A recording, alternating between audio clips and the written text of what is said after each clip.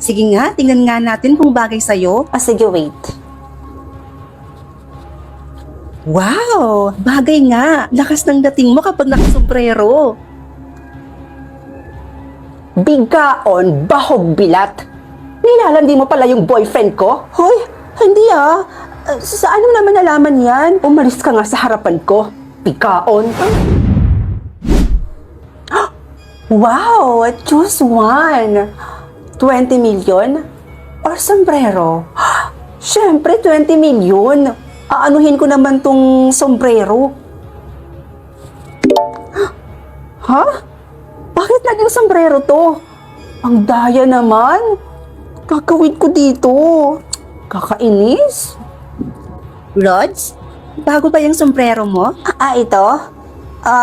Oo. Kakabili ko lang kanina. Ay we, sige nga, tingnan nga natin kung bagay sa'yo. Sige, wait.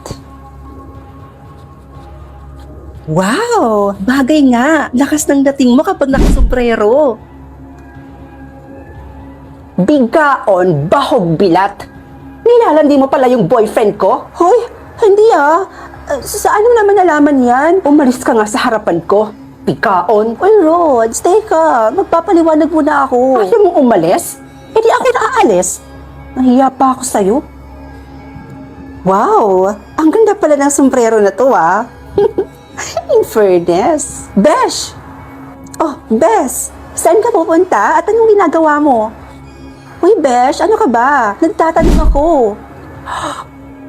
Uy, Bes hindi ka pala nakakatulog kapag hindi ka nakakapagkape? Uy, paano mo nalaman yun? Biggest secret ko yun eh. Hindi ko rin alam. Siguro tsamba lang? Sige, alis na ako. Tsamba ba yun? Napakahiwaga naman ng sombrero na to. Lahat ng sikreto, nalalaman ko. Ay, Rods!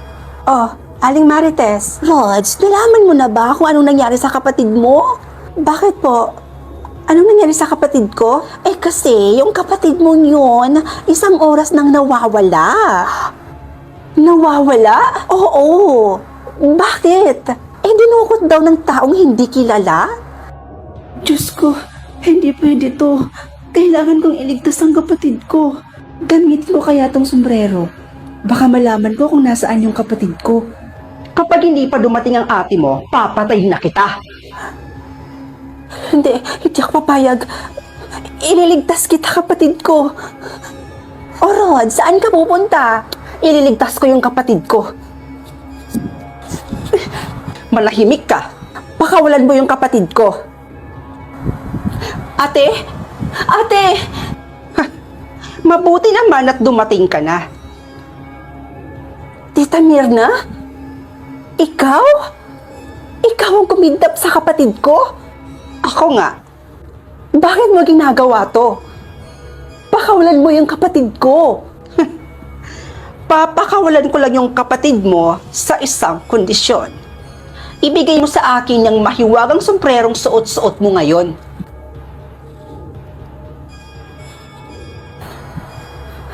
Ate, wag mo siyang papakinggan ha. Kahit anong sabihin niya, wag na wag mo siyang susundin. Ang tigas mo rin no, ha? Tama na! Ha? Sama-sama mo talaga. Huwag na huwag mong sasaktan yung kapatid ko. Hanggat hindi mo binibigay sa akin ng mahiwagang sombrero, gagawin ko kung anong gusto kong gawin sa kapatid mo. Kaya ngayon mamili ka. Papakawalan ko yung kapatid mo tapos ibibigay mo sa akin ang mahiwagang sombrero. Or, hindi mo na lang ibibigay sa akin ang mahiwagang sombrero, pero kikitilin ko ang buhay ng nag-iisa mong kapatid.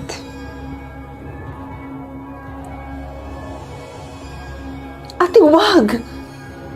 Bibilang ako ng 3. Kapag hindi mo pa binigay sa akin ang mahiwagang sombrero, pasensyahan na lang tayo at papatayin ko na ang nag-iisang kapatid mo mismo sa harapan mo.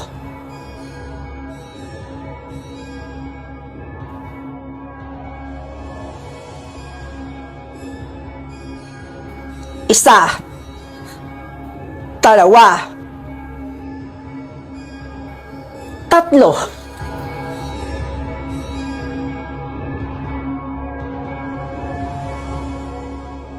Ano ba? Bitawan mo nga ako? Sino ka ba, ha?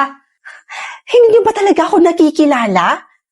Pinagsasabi mo, hindi nga kita kilala. Maalala pa kaya? Ma, ako po yung bunso niyong anak. Hi, Pogi. Lo, krung-krung ka ba? Anyari doon? Pinagsasabi nun? Di mo ba ako type? Bating siguro yun. OMG! Tsura nito. Ang cute naman.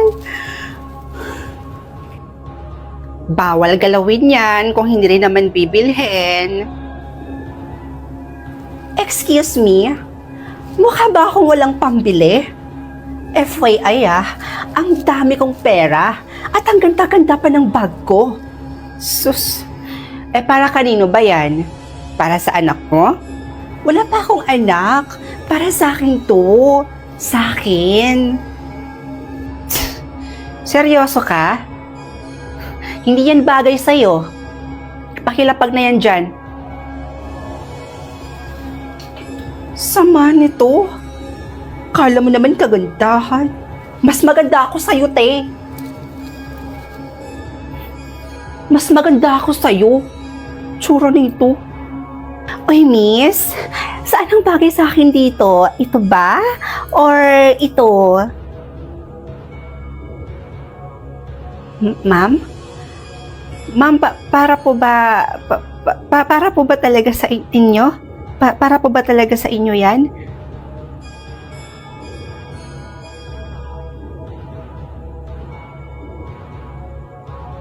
O ba't ganyan ka makatingin sa akin? Hindi ko to nanakawin. Ay, ma'am. Bagay na bagay po sa inyo pareho yan, ma'am. Opo. Bibilihin ko tong dalawang to. Bagay na bagay to sa akin.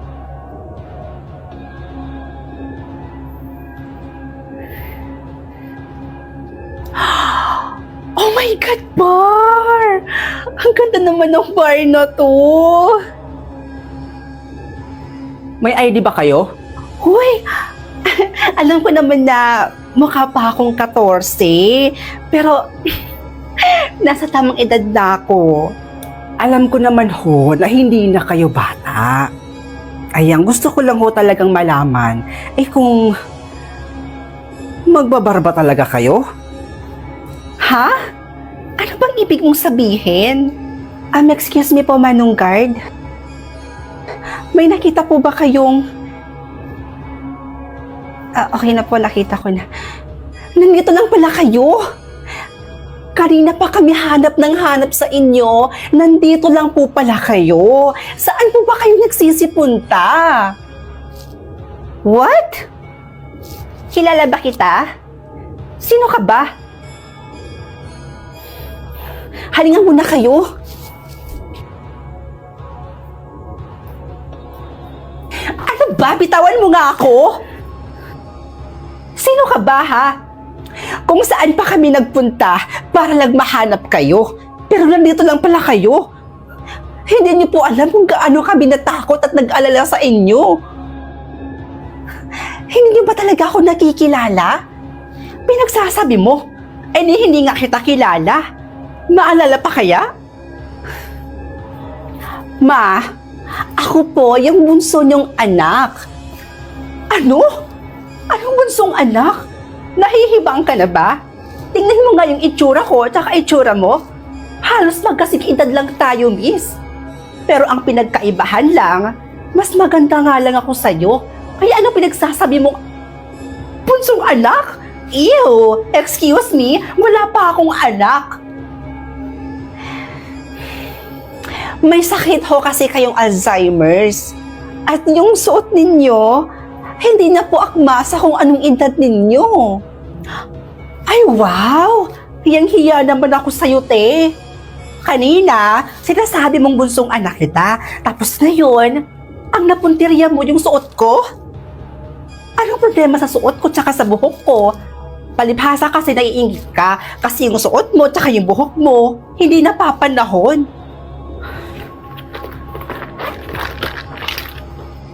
O ito salamin.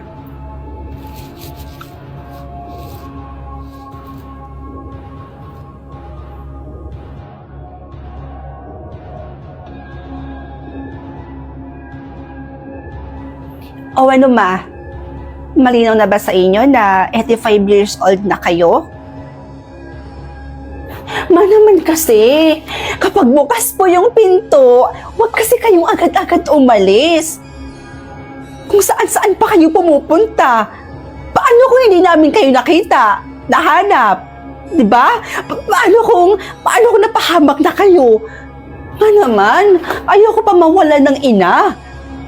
Please naman, makinig naman kayo sa amin. Halina kayo, umuwi na tayo.